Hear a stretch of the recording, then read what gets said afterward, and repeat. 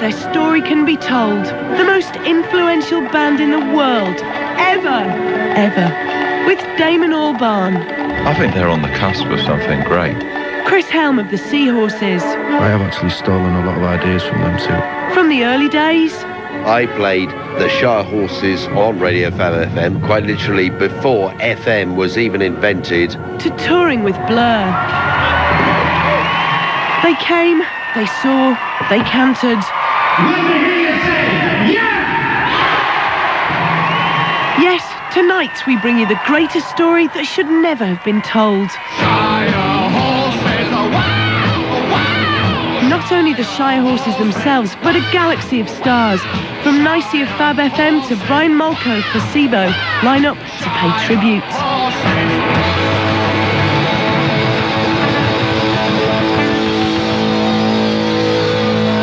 At last, we offer the methane of publicity to the creative force behind every significant musical innovation of the last 30 years. The story of the invention and reinvention of popular music by the most misused and ill-treated band in history, the Shirehorses. Can it be a coincidence that their Bill Oddity sounds strangely similar to David Bowie's Space Oddity?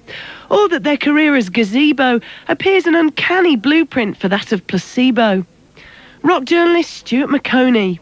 When you ask who owes the Shirehorses the greatest debt, it would be difficult. It would be easy to think who doesn't owe them a debt, really. I think everyone from Kraftwerk to the Brodsky Quartet. I mean, people took Speed Garage, Underground House. They were doing that in 1971, all that sort of thing. I used to see Ronnie Size at I think it would be the Roadmenders in Ancoats in 1978, hanging around at the back with a notebook. I mean, I'm not saying these people have ripped them off, but I think you can certainly see those things.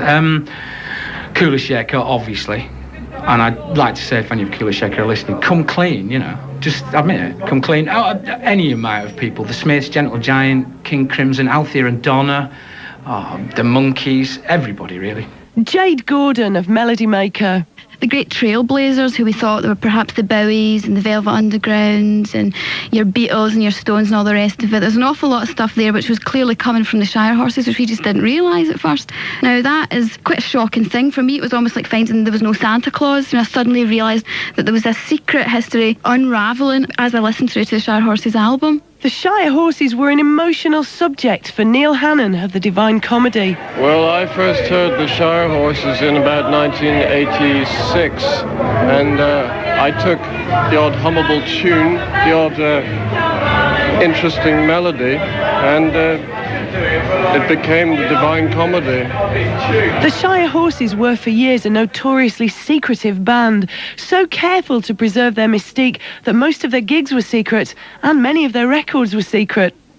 They refused to speak to this programme but did release us a tape of their notorious interview for Pat Coop's Coop Report, recorded on the night when, before an invited group of journalists, they attempted to burn £100 as an artistic subversion of the new millennium.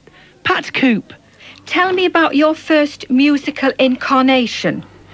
That obviously was when we were Aladdin Ain, and we did a song called Bill Oddity.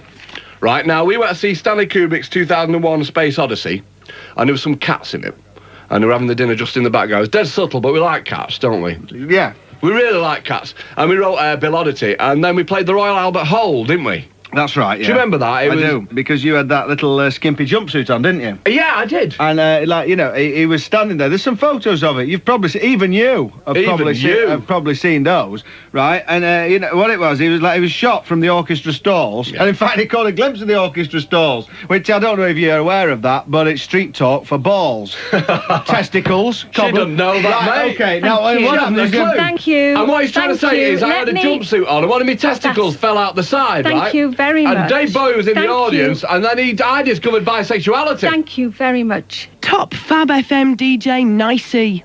I put on Bill Oddity on the turntable, because, of course, we used to have turntables in those days before CDs. I hate CDs, don't you?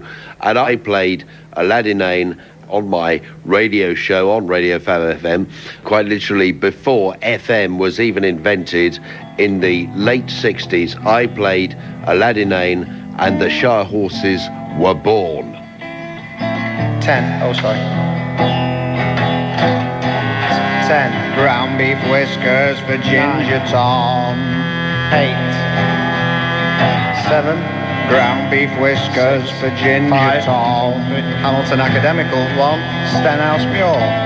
Take 17. Your worming pills and put your flea collar on. 1.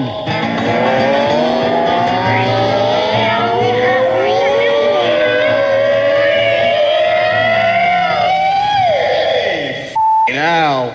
This is Ginger Song for David Soul. I'm puking on the floor. The room is floating in a most peculiar way. Some bastards like my whiskers had food yesterday. And I thought it was absolutely wonderful. This was the best record that I had ever heard. And I got on the phone to the Shirehorses, and imagine my surprise and delight when they turned out to be 4 extremely attractive young men, and I invited them out for dinner, and the rest is personal. Of course, by the time Nicey was championing Bill Oddity, the chameleon-like Shirehorses were already reinventing themselves. The jumpsuits were replaced by the now legendary mirrored codpiece and flamboyant nasal hair. It needed only the discovery of a wardrobe full of old German uniforms to perfect the image not only of their new band, Spade, but also to plant the first seeds of glam rock itself. So how did Spade come about? I mean, like, well, the whole glam rock thing, really, that we got into as Spade, was that, like, he enjoyed wearing codpieces, really. Yeah. And he had this big codpiece on that he made out of a cricket box. Actually. Yeah. And behind the cricket box, you had 2 cricket balls, didn't you? I did. And it looked good. Yeah. Noddy Holder of Slade. Well, actually, I first saw the Shirehorses way back in 1972. It was on a German tour. And I knew I was seeing something very special the first time I saw them, because they all came on stage. They were all wearing Kaiser helmets and jack boots. So I knew immediately they got this massive charisma that you just couldn't ignore. And the crowd just went crazy for them.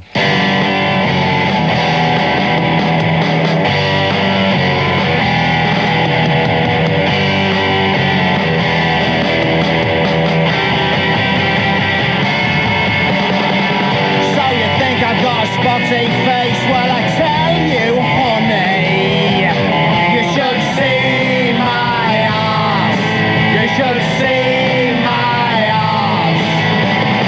My acne cheeks are a bloody disgrace, but I ain't that worried. And I don't know why, and I don't know why, no more, no. So come on, squeeze me boils, apply soothing oils, watch me piles, piles, piles, watch me piles, piles, piles. So come on, squeeze me pimples, get the blackheads out me dimples, watch me piles, piles, piles, my hemorrhoids, my novice styles.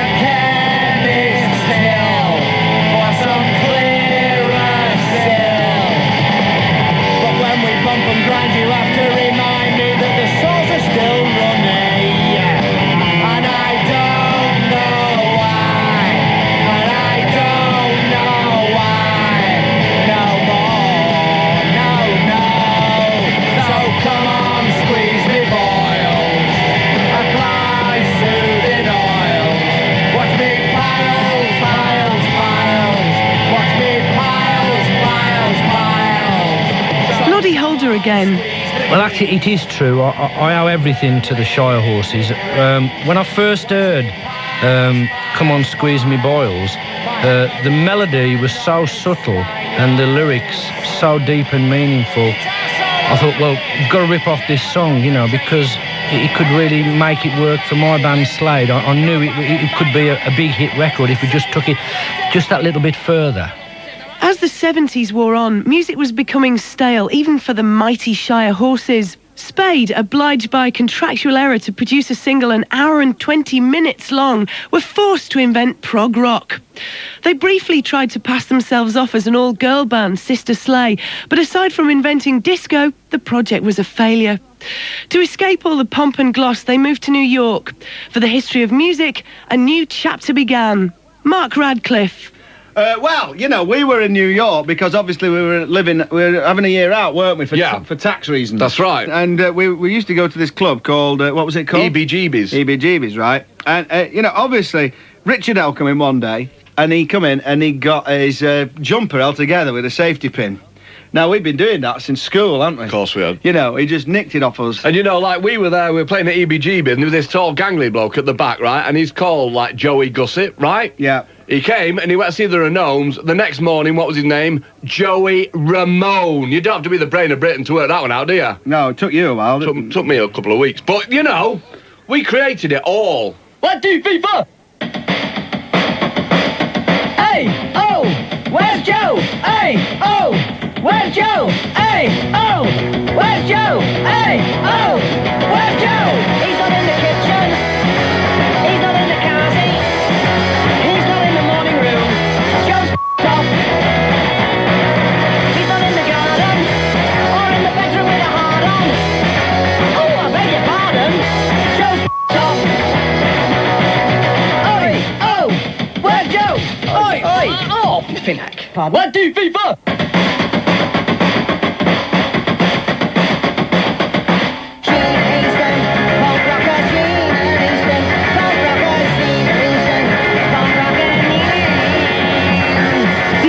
Of punk was not easy for its creators.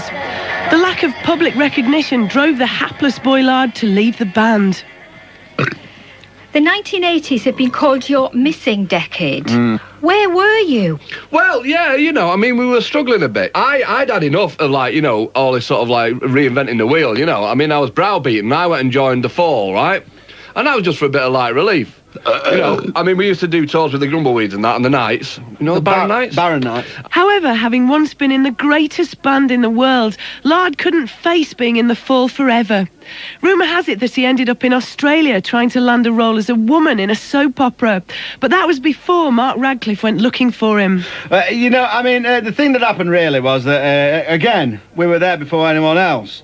You know, Australia, the music, before we invented any Australian music, was basically two Aborigines knocking sticks together, like that. It was good. It was world music. Andy Kershaw gave him a session. Yeah. But we thought, you know, there's virgin territory. We'll get over to Australia and be Australian, and I formed this band, Dick Cave and his Bad Cheese. Yeah. And now he was trying to he'd got this idea for a soap opera about a load of people who live next door to each other.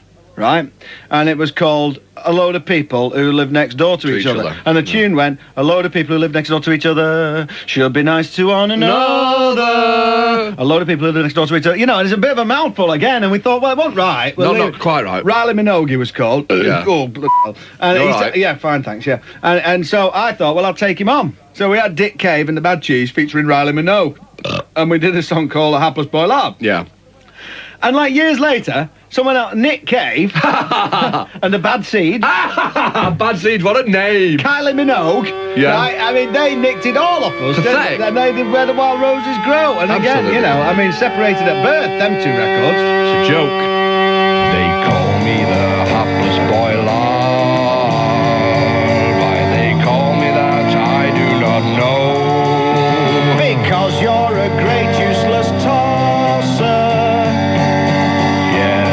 I suppose so. The first day I saw him, I knew he was the one. Glazed over eyes and hillbilly smile. His cheeks were the tone of his blood-red sweater, and the cheeks on his face weren't much better. When I knocked on the door and I entered the room, I'll never forget that look on his face. He would be my first man, and with my careful hand, I went, fancy a brew back at my place. They call me the hapless boy lad. Why they call me that, I do not know. Because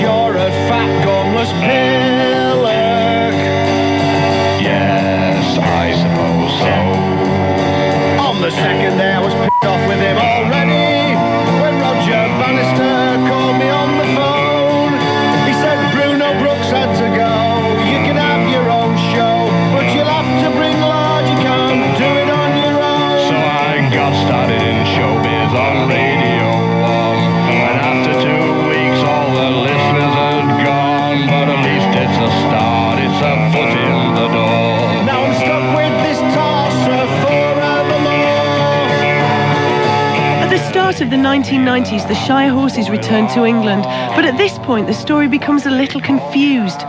Few could doubt their claim to be massively influential, but the die-hard cynics doubted whether they had in fact invented girl bands, riot girl and even girl power. For Mark and Lard, it is a sensitive issue. I mean, the thing is, let's just take a quiet moment to reflect here. I mean, the thing, the gender question, are we so hooked on gender? Does it matter? In the enlightened 90s? Does it really matter? Girls, boys, girls, in-betweens, boys, eunuchs, right? We invented all of these things. We don't try and kind of demark between gender. We wouldn't be so on PC. No. So to say that we didn't invent girl bands because we're not girls is such a facile analysis of that situation that it beggars belief, really.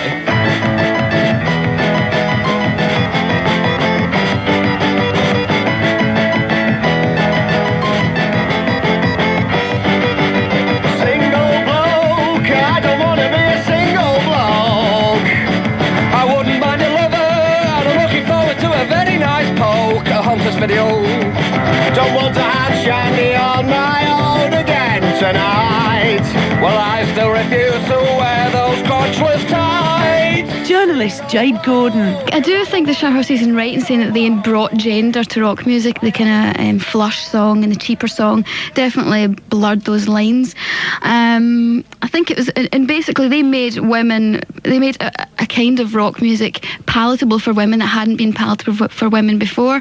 And Sleeper and Lush obviously saw this and realised to take it further and to actually have women singing these songs about the sexual games that the Shirehorses had written about. Mark Radcliffe certainly recognised something of the Shirehorses in the Sleeper song. Ugly bleeder, in-betweener. But, it is exactly the same, really. But, we like Louise, and to be honest, she's admitted that it was a seminal influence.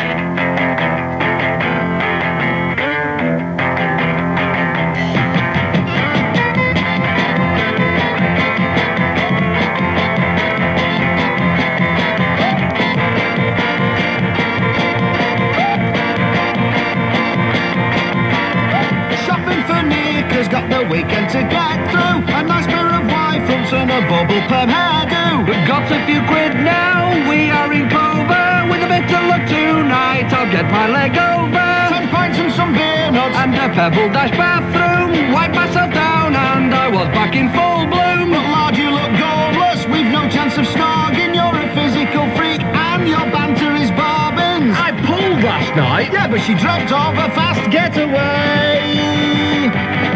I pulled a wench despite my stench. She had a face just like a welder's bench. Now that's not true, I must argue. She's the best that I will ever do. She was not special. She looked the part. Lad, she was dog rough. She had a good heart.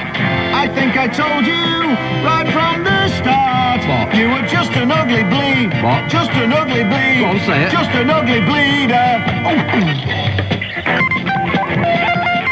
Oh, lad, you've brought my nose now. I'll never get off with Louise. Well, definitely the bass player's a bit desperate anyway. Don't give me the bass player, you gobbless twat. You're looking lad anyway. You only call me gobbless. That's twice you call me gobbless. I'll never get off with anybody because I hang around with you. I'm not an ugly guy. I'm dead handsome in show business. It's you hold me back, you fat twat. I'll better give you that in. I'm doing it. You can't walk down compared to you. For a time, we tried to contact them by radio. Radio 1. The Shirehorses have been through innumerable changes over the years, but the creative heart of the band has always been Mark Radcliffe, drums and vocals, and Mark Riley, guitar and vocals. Pat Coop tried to discover what makes them tick. A glance at the Shirehorses family tree shows that the lineup of the band has seldom been stable. Stable. Is that a joke? Nice. Stable. See, you get, chill out, babe. I've won her over. She fancies me. Yeah, really, it's been very difficult. There's been very few people in the band apart from us because no one comes up to our standard. Really. No. Noddy Holder. Yeah, I think Lord's got the makings of to be the best guitarist ever. He's an incredible player. That's it. Tease them, our kid. Tease them. He's got a bit of Hendrix in there. He's got a bit of B.B. King in there.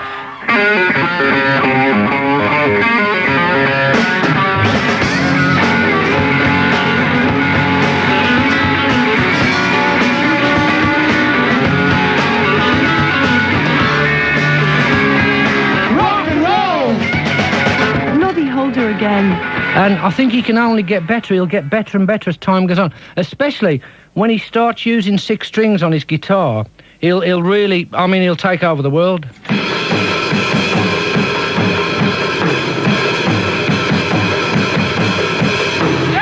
Former Fab FM DJ Nicey. Mark Radcliffe, of course, a Karen Carpenter for the 90s in a fat, atrocious type way rather than a slim-mungus type way. Mark really is a great young friend of mine. I've adored him for many years, talent-wise, and he certainly knows how to blow a trumpet. Certainly blown mine enough. Top comedian and percussion expert Stuart Lee. I think Radcliffe's drumming's very good. I mean, over the years, you hear those classic Radcliffe breaks being sampled, and it's good that there are a lot of kids here tonight, they don't know that those samples actually came from Shirehorses records, and when they hear them, they'll realise where they've come from, and I think they'll go and get all their Public Enemy albums and Ice-T albums and just smash them to bits. With such a burden of talent upon their backs, the Shirehorses' relationships with other artists have sometimes been difficult. Pat Coop risked the band's notoriously short tempers to ask them about one long-running dispute. You can hardly expect me not to mention the name of Edwyn Collins. As we all know, he feels his life was almost ruined by the Shirehorses. Yeah. And to be fair, his song Girl Like You was released a year before your song of the same name. Prove it. How can you claim he stole it from you? Why, oh why are you insisting on perpetuating this? You know, we wrote Girl Like You, Aya. Right? Yeah. It was just a solo thing for him, really, Edwin Bobbins. Yeah. You know, and you left it in your pocket, didn't you? Yeah. You sent your jacket to the dry cleaners. You got back there, it was a stupid tartan jacket. He said, this is You know, your it had jacket, like a Mr. raccoon hat, But you know. He said, this has got Edwin Collins on it, not Edwin Bobbins. Edwyn Collins would not speak to us, but he does like and trust Sean Hughes. And only a few pieces of silver later, Sean cornered Edwyn as he queued for a Shirehorses gig. I said when Edwyn actually saw the Shirehorses first together. We did, yeah. See, I'm a big fan, and hence I'm here tonight. But the weird thing is, I think they kind of go for an idea, and then they kind of dismiss it, and they have so many good ideas that other people of lesser talent who heard them play the song just went, we can do some stuff with this. I'm not, you know, I don't know too much about the other songs, but in the case of my song, that song called Girl Like You. You didn't nick that from them, did you? Well, that's what they're claiming, yeah. I've never known a girl like you before. Oh, yeah. Your ass is hairy and a little raw. Here you come a knocking on my door. I use a dirty silly cow, I told you before.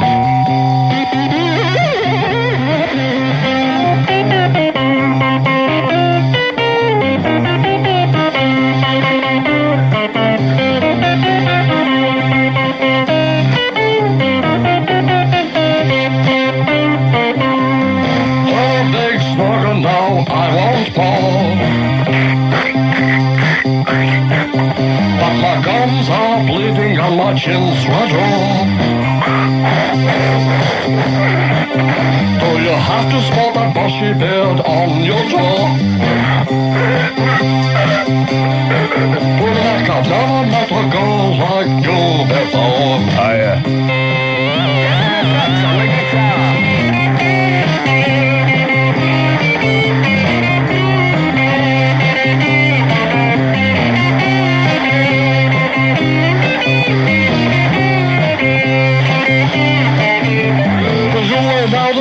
Kitchen devil for me. We took it on a picnic down to South End on Sea. Did you have to coach your testicles in Dairy? And how long have you had cobblers and lingerie? And I've never met a girl like you before. Oh, yeah.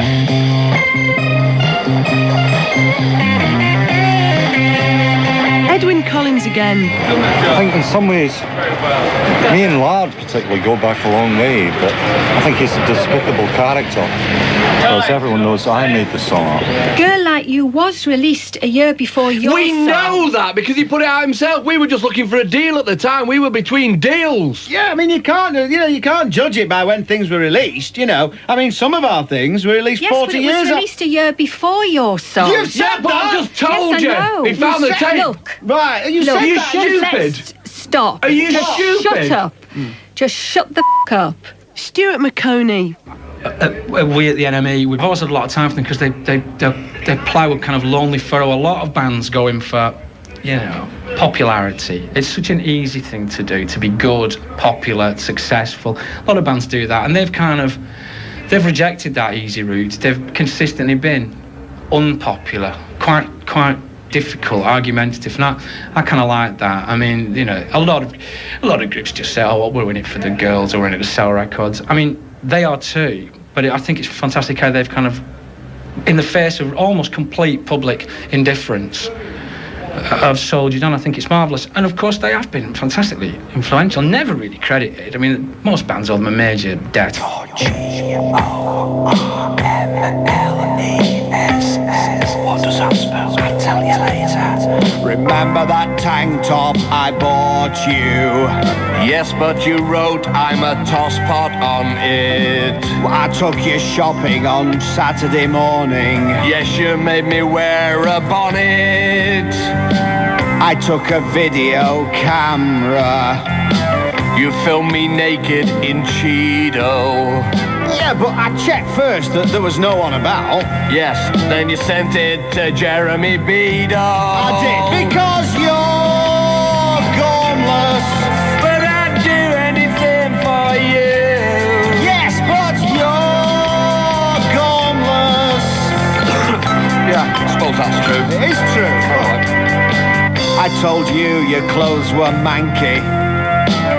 You threw away my Armani shirt. I rubbed an ice cube on your bits. Oh, I did. Blooming heck. That hurt. What's it? Anyway, you just think I'm cheap. What? I gave you 20 quid. Yes, you did.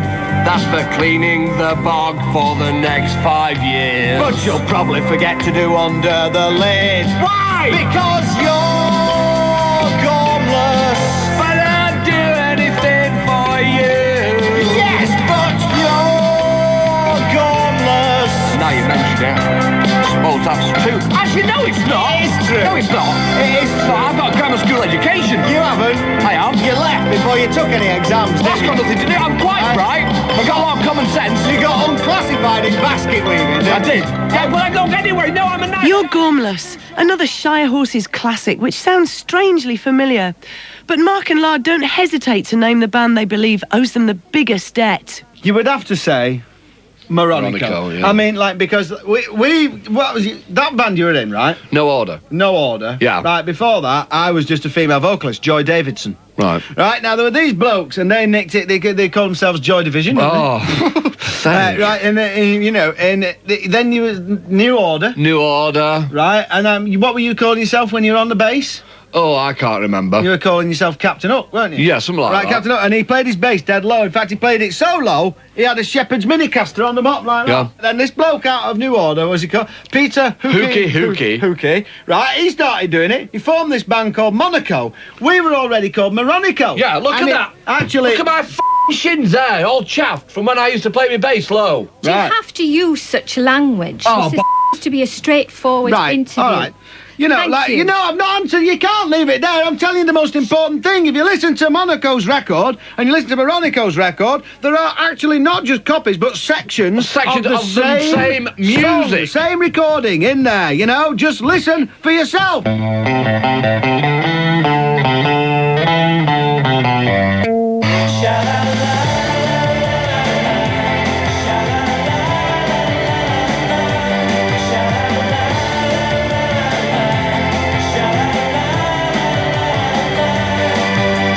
This is our new song. We think that it's alright. It's got a good hook line, but the lyrics absolutely shite. Here comes the chorus. This is a quite good bit.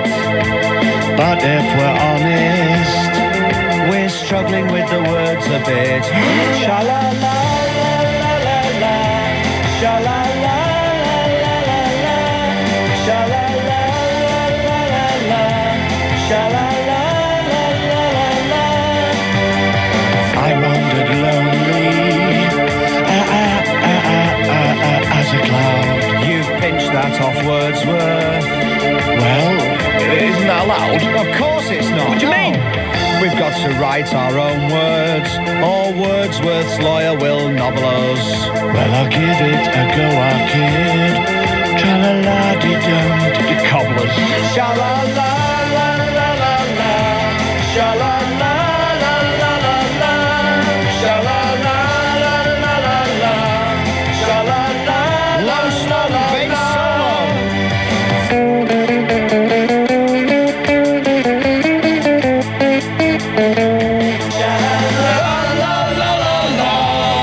After all these thankless years of struggle, 1997 has been an astonishing time for the Shirehorses. The organisers of Glastonbury Festival, determined to be absolutely certain that at least a few dozen people would show up, took the bit between their teeth and raised the finance to have the Shirehorses headline the coveted early Friday morning slot. And needless to say, the Shirehorses broke in a whole new audience. Chris Helm, of the curiously named Seahorses. Became aware of the Shirehorses when we were at Glastonbury, and I don't know, they were just brilliant. They were mind-bogglingly good. It was incredible. And to hear it from the horse's mouth, the Coop Report. After all those difficult years, the Shirehorses now reign supreme. Thank you.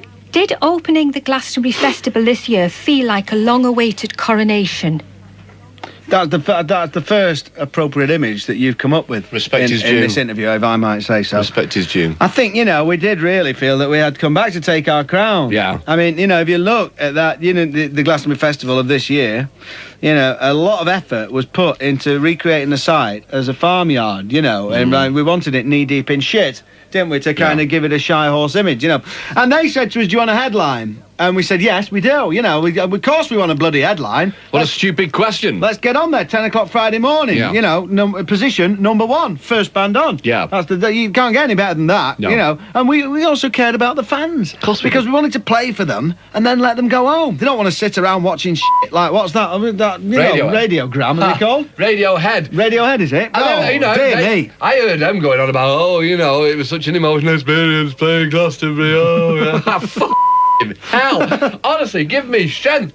They were on when it was dark on Saturday night, No one could see them. Of course, for those in the know, the highlight of the festival that year was not the Shirehorses' appearance on the main stage, but a quiet candlelit tent high on the green fields of Glastonbury. There, unrecorded, and before an audience of just 5 northern lads who happened to be on the way to a gig of their own, the Shirehorses premiered their tribute to the majesty of nature. Country boy, reap some hay. Country boy, what are you swearing at? I'll give you that. You lads are all the same. Aye, you're bloody lazy. You drive me jumping crazy. Now what are you winking at? You know I'm not like that. Keep your mind on cutting grass and off my hairy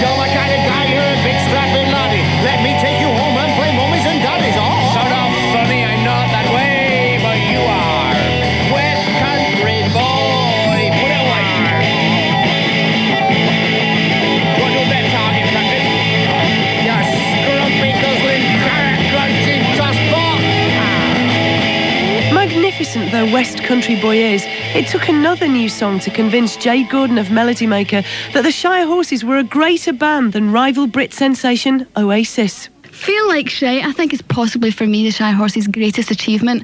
It's got such a depth. What it really is about men coming to their middle age and finding that there are different roads that they might have to go down. It's almost to me like T.S. Eliot's the love song of J. Alfred Prufrock, where you suddenly come to a time in your life when you begin to do the things that you once laughed at. It's about the death of youth, and I think particularly Lard's.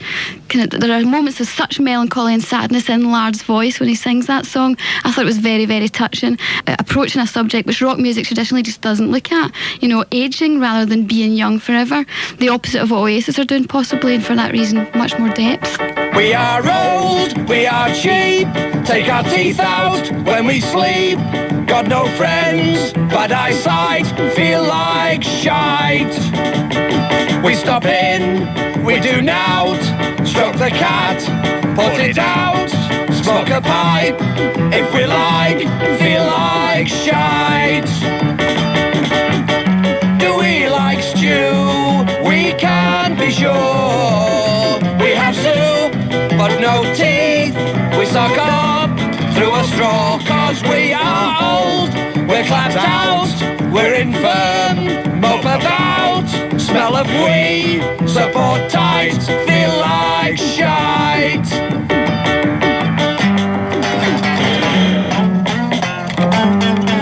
Oh, bollocks to it.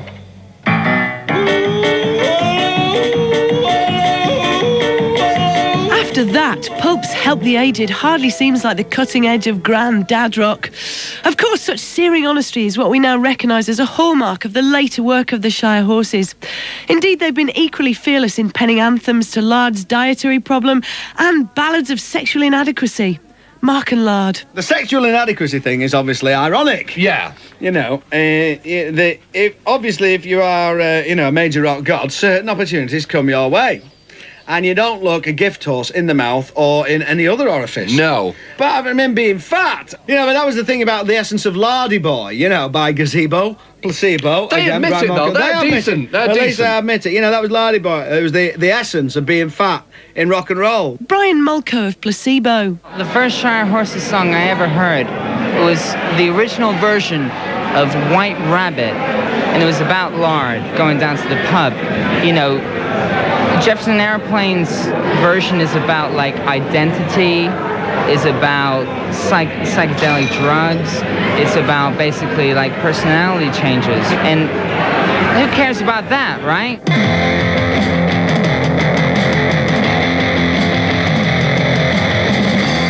Alcoholic, nice and rude, in his undies and his shoes, cruising for a piece of fun. Get to work! Different partner every night, all fat nippers talking shit, making gas. What a great big lardy ass.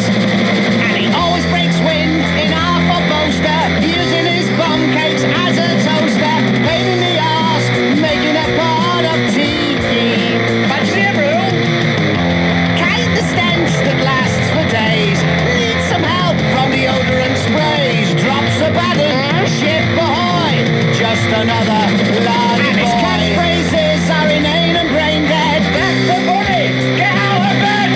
Quality items I wouldn't have thought so. How?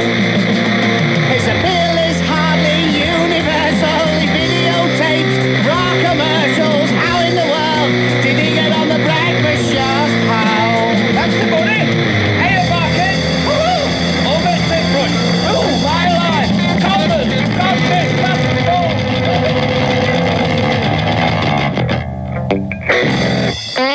Brian? Well, I'm waiting for them to write another album so that we can rip that off as well. Following the triumph of Glastonbury Festival, the Shirehorses were at last on the world stage. A new multi-dozen-pound contract at East West Records followed, with a star-studded album launch at the exclusive 100 Club on London's Oxford Street. Pat Coop. You chose the 100 Club on Oxford Street to launch your new album. What is it about the club that attracts even bands with your stadium status? It's quite reasonable, isn't it? How much was it? It was 80 quid for the night, I think. Pies. They had pies on, didn't They had free pies. When you go through the hallowed portholes of the 100 Club, you do feel echoes of the past there, don't you? Yeah. Because, you know, people will go on and on about, you know, the Stones having played there and the Pistols having played there. Yeah. Big deal, you know. I'd just like to say, you know, Bob Kerr's Whoopee Band have played there, you know. Yeah, the Knights did 2 weeks there. You know. And I actually had a word with Noddy Hodler of Slade, and he actually was talking it through them about the different venues, and he pointed out probably the most sort of important and pertinent fact about the 100 Club, which sort of made it sort of the place to do, which is the fact that there's a bus stop right outside the front door. As Mick Hucknall rubbed shoulders with the likes of Brian Mulco and Harry White, Mark Lamar introduced the band as they unveiled a rare performance from their back catalogue. Luckily, the gig was captured for posterity by the prestigious Finnish rock station Radio Trend. Radio Trend. Nauhoitettu klubissa nimeltä 100 Club, paikassa, jossa ovat esiintyneet muun muassa suurista suurin The Rolling Stones, The Sex Pistols ja bändi, jota on tarpeetonta kai edes mainita, Bob Kerr's Whoopee Band. Nyt viemme teidät suoraan paikan päälle. Maailman paras bändi ever. Because once again, the 100 Club, history in the making. 1963, the Stones played here. 1977, the Pistols. And tonight, a band, only their second gig, they headlined Glastonbury, but quite graciously offered to go on second in the afternoon, and they've also played in Birmingham. Ladies and gentlemen, welcome on rock and roll history in the making, the Shirehorses!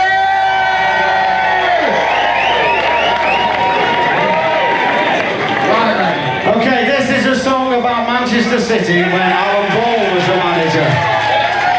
I shall be taking the part of alleged football manager Alan Ball.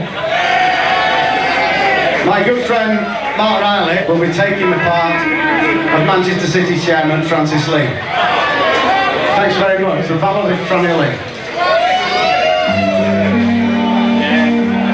97 to 99 FM. Going down, little Franny Lee, down to Division 3. We've only one lad who isn't half bad, and that's little George King Clancy. And at first the crowd roared, but now they just bored. They go sha-la-la-la, sha-la-la-lee. This is the ballad of Franny Lee. Take it, Franny.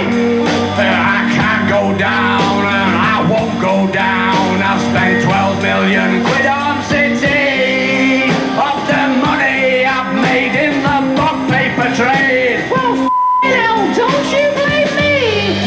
And at first the crowd roared, now they just bored. They go sha-la-la-la, sha-la-la-lee. Bring me the head of Franny Lee. Franny Lee on lead guitar.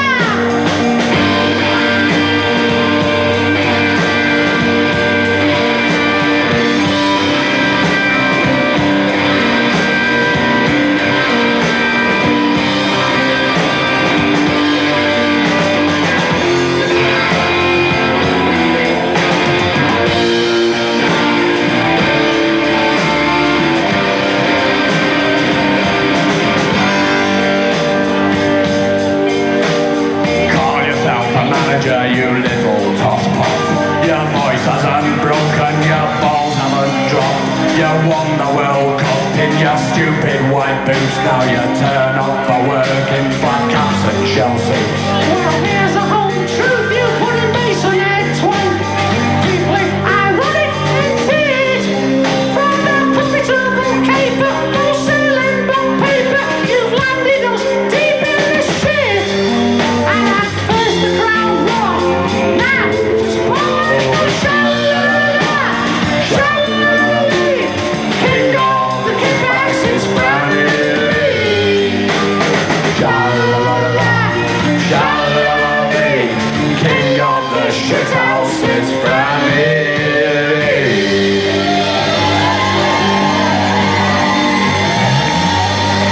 Jos tämä laulu muistutti teitä biisistä Nick Cave and the Bad Seeds, et olet todella kaunista. The new album caught the mood of the nation. It spent some time above number 23 in the album charts, reaching the coveted Isle of Man number 1 slot. People would remember just where they were when they first heard the revolutionary new material. And no one had better reason to do so than Harry Enfield. I'd just drunk a bottle of whiskey. I was on the edge of a cliff. I was at my lowest ebb ever. And I was on the top of the cliff, just about to jump off. And I was listening to the 2 Marks on the radio. Well, that was on in the car at the time. And then they played a record by the Shirehorses. And I think it was Pila Tater they played. And it was so good that I decided not to kill myself and to come back and to become a comedian. And it's really the Shirehorses are responsible for my entire career.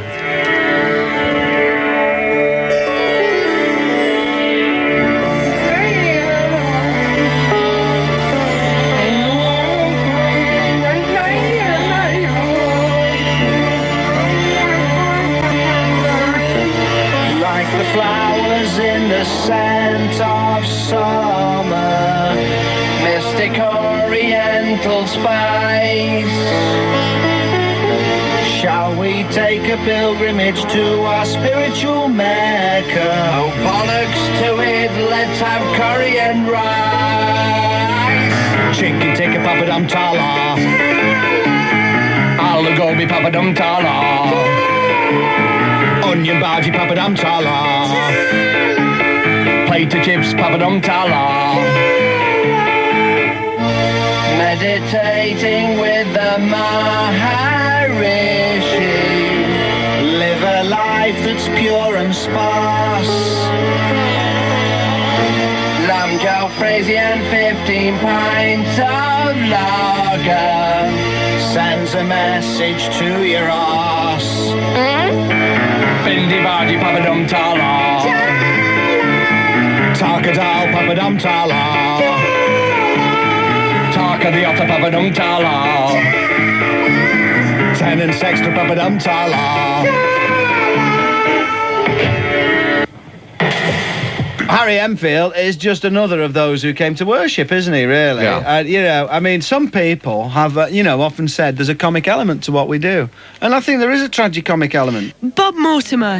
Well, to be honest, a lot of the early stuff we did, it wasn't so much nicked from them, but we adapted our stuff. Do you know what I mean? I know it's quite an admission, but we just changed their stuff a bit, and we're not alone in doing that. Pat Coop asked the band about their new direction. Has there always been a mystic Eastern element to your music? Well, not always. No, there was just when we saw a gap in the market and went for it. You know, we invented the Asian rock crossover, really. It was around the time when we first started importing Baltis into the West Midlands. Yeah. You know, we'd seen a vacant shop unit there, and we thought, well, we'll get all these Findus menu masters and pretend that they came from Bangladesh. I mean, it goes to show how important we are, because we were only Asian for 2 weeks. Yeah. And we started all this, George Harrison to pop in for a Balti, And, I mean, the worst part of it all was, we were doing the rounds, and I was doing the sort of clubs with a sitar.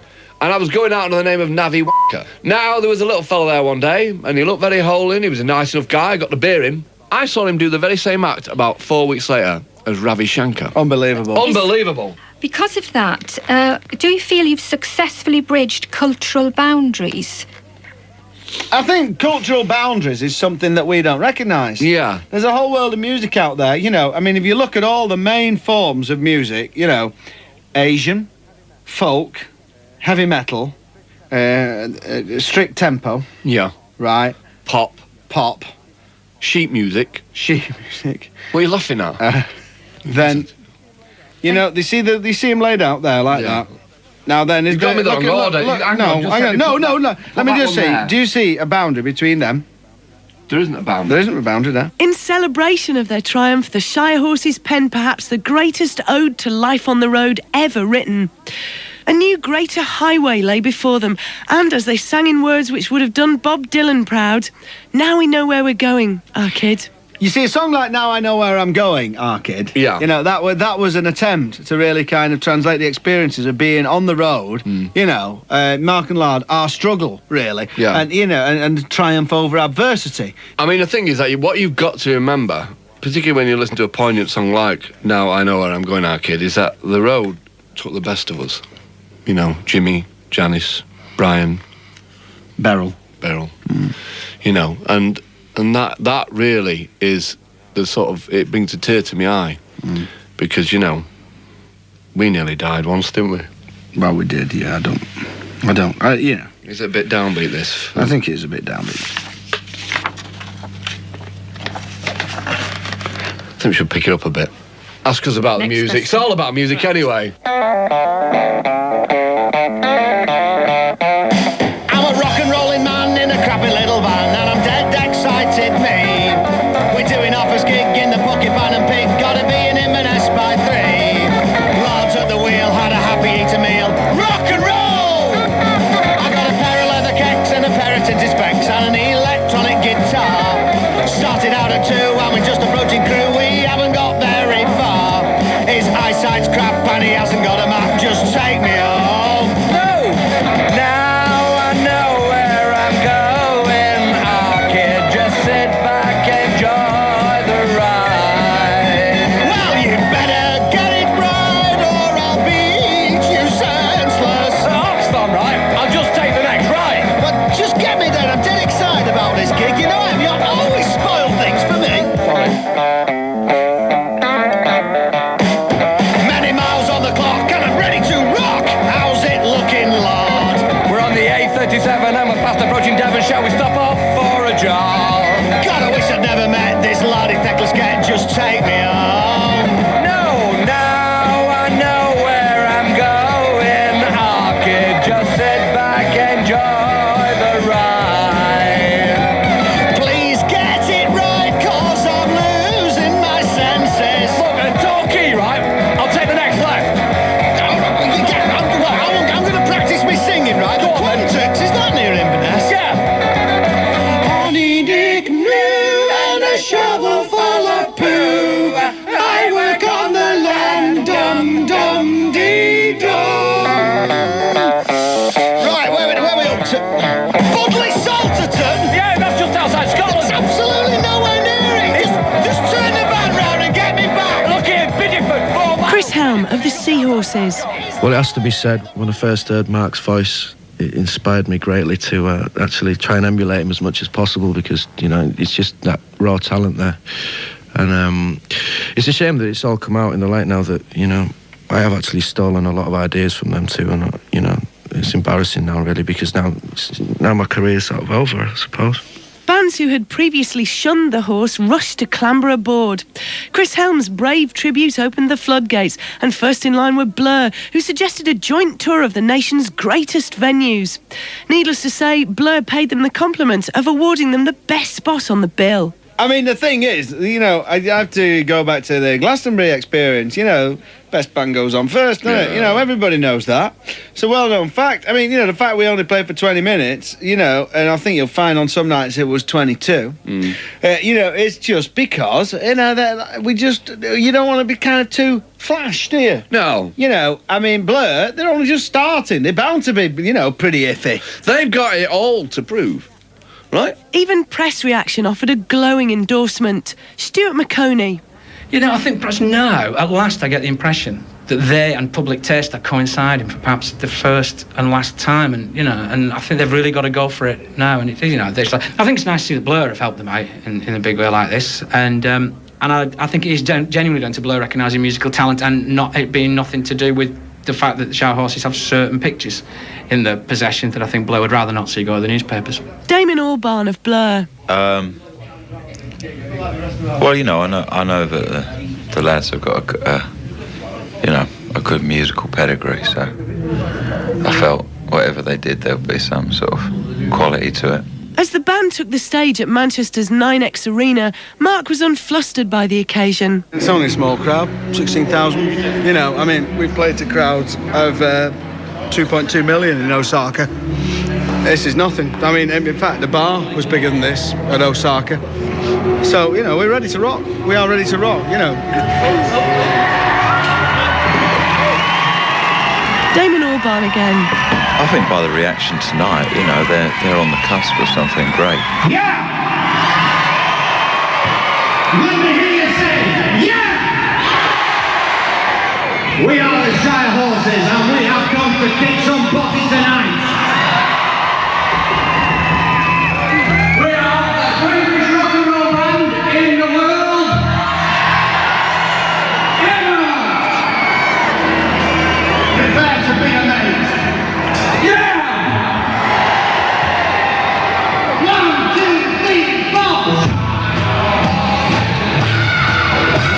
What is it about the Shirehorses live experience which you feel has never been captured in the recording studio?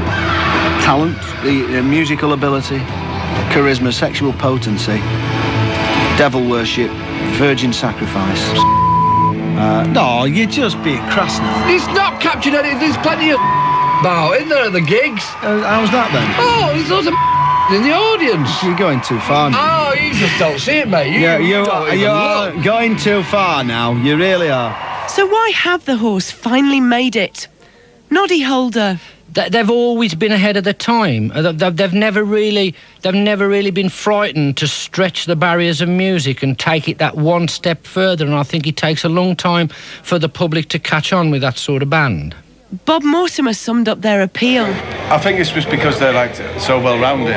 You know, they're not that attractive, but they're attractive. They're not that funny, but they're funny. You know, they're not that sporty, but they're quite sporty. You know, they're not that fast, say over 60 yards, but they're all right. You know, it's a good package. So, you know, I'm not saying that the Shirehorses is just about packaging. It would have been wonderful if we could have ended the story here, but as we went to air, the news reached us, which most of the world must by now have heard. The pressures of such limitless fame and adulation have taken a terrible toll, and the band have gone their separate ways. The press conference has just ended. I mean, that was, you know, after all this time, you know, it just seemed a suitable time to bow out, really. We just thought that, yeah, you know, we've done it all.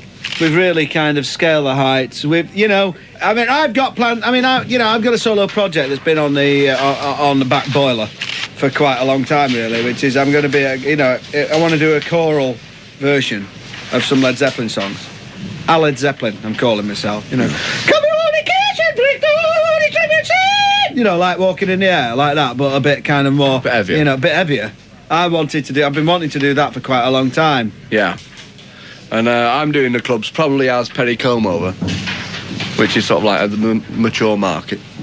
Cruises, stuff like that. You know. And then probably we'll get back together as the Shirehorses. With the original lineup. With an original lineup, probably, you know, I'd say mid-January. A very emotional Stuart McConey. A lot of things are beckoning for them now, that kind of showbiz celebrity circuit. There's been talk of them doing the National Lottery, things like that. There's been talk of them having their own cookery spin-off thing on Channel 5 during the day. That could go to the head, I think, and I really hope it doesn't, because as I said, they've always been fairly cantankerous northern bastards, and I think it would be a shame if they became anything else, really. For many people, the Shirehorses' lasting contribution to 19th and 20th century culture goes beyond having made some of the greatest records ever. It's their role as prophets, seers and mystics that has made them modern-day icons. Let's leave the last word with Mark and Lard and a deep insight into what makes the Shirehorses' clock tick, whir and eventually go bon. They call me the Hamlet Boiler. Why they call me that, I do not know. I mean, a lot of people, you know, get famous just as a byproduct of what it is they do. Now, some people, you know, see that byproduct as just a useless, byproduct. Yeah. Like, for example, you know, if you were making towers and you had a lot of scraps of steel left over. Yeah. Right, some people would throw that steel away. Right. Other people would fashion a beautiful sculpture of, like, perhaps a mermaid. Right. And the mermaid might, in the end, be more famous than the tower. So you think about that. Yeah.